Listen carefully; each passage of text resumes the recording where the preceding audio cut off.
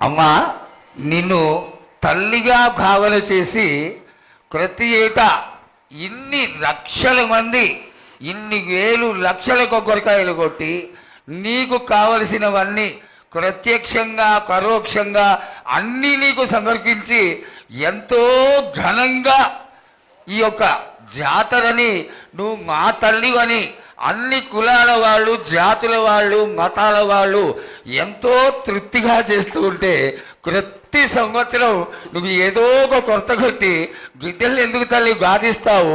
ఆ విధంగా బాధించకుండా నువ్వు మాలో చేరి మేము నీకు ఎల్లవేళలా నీ యొక్క భక్తి శ్రద్ధలతో ఈనాడు భక్తి లోకించి కసిగిడ్డలు, చిన్న పిల్లలు, కాలేజీలో చదువుకుంటున్నటువంటి విద్యార్థులు వీళ్ళందరూ నాశనం అవుతున్నారు.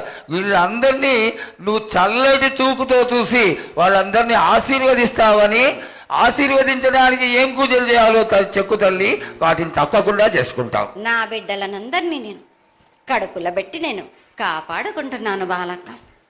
కానీ తల్లిదండ్రులే కాదు, బాలలందరినీ విచ్చలవిడిగా మీరు వదిలేస్తున్నారు.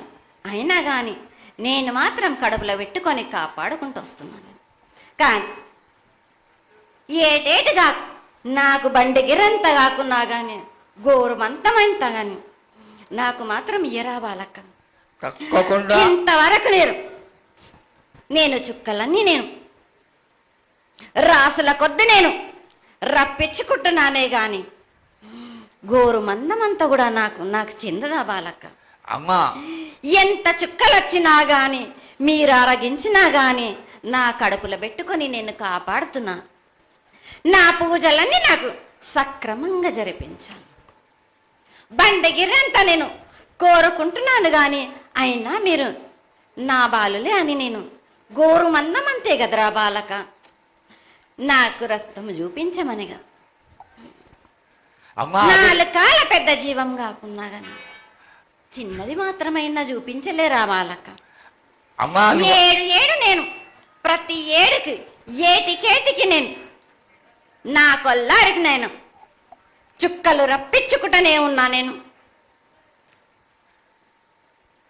ఇంతవరకు కూడా నాకు చూపించడలే, మీరు ఆరగించడానికే కదరా బాలక. అమ్మా, నీ ప్రసాదంగా ఆరగిస్తారే తప్ప అది దాని మీద ఉన్నటువంటి వ్యామోహంతో కాదు తల్లి.